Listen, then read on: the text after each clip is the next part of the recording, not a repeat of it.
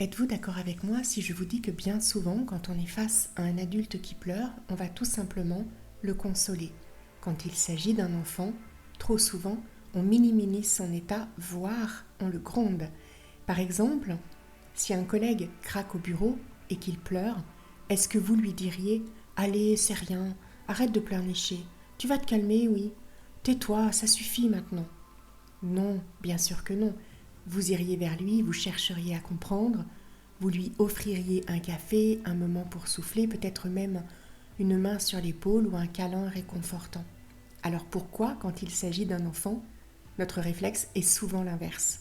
Pourquoi on coupe court à ses larmes, comme si pleurer était interdit, un drame exagéré ou encore une faiblesse? Pleurer, ce n'est pas manipuler. Quand un enfant pleure, c'est qu'il vit une émotion. Quand un adulte pleure, c'est qu'il vit une émotion. C'est pareil. Alors soit, l'enfant pleure plus souvent parce que c'est un enfant, justement. Laissons-le être ce qu'il est. Et heureusement que les larmes existent. Elles sont un mécanisme d'autorégulation. Elles apaisent le rythme cardiaque, libèrent la tension et régulent le stress. C'est un langage, surtout chez les enfants qui n'ont pas encore tous les mots pour dire ce qu'ils traversent. Et quand on empêche un enfant de pleurer, on ne lui apprend pas à se calmer, on lui apprend à refouler ce qu'il ressent. Et à force, il en vient à croire que pleurer, c'est mal. C'est ce qu'on a tous appris d'ailleurs.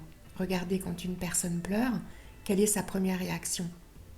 Elle s'excuse, elle se sent nulle. Parce que nos parents, malgré eux, nous ont probablement demandé d'arrêter de pleurer à coups de « Tu vas pas pleurer pour ça, c'est bon maintenant, arrête ». On nous a en quelque sorte enseigné que pleurer n'est pas une réaction correcte. Mais ce conditionnement a un prix, on finit par cacher nos émotions au lieu de les vivre.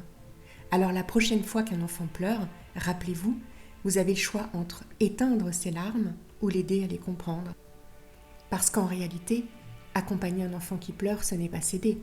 C'est lui offrir un espace sécurisant pour qu'il traverse sa tempête et puisse en ressortir plus fort. Et quand on l'accompagne, on s'aperçoit d'ailleurs que les larmes cessent beaucoup plus rapidement que si on le gronde ou qu'on lui demande d'arrêter. Si vous avez besoin d'un guide ponctué d'astuces, téléchargez le mien, il est quelque part autour de cette vidéo, vous y découvrirez forcément des ressources très utiles.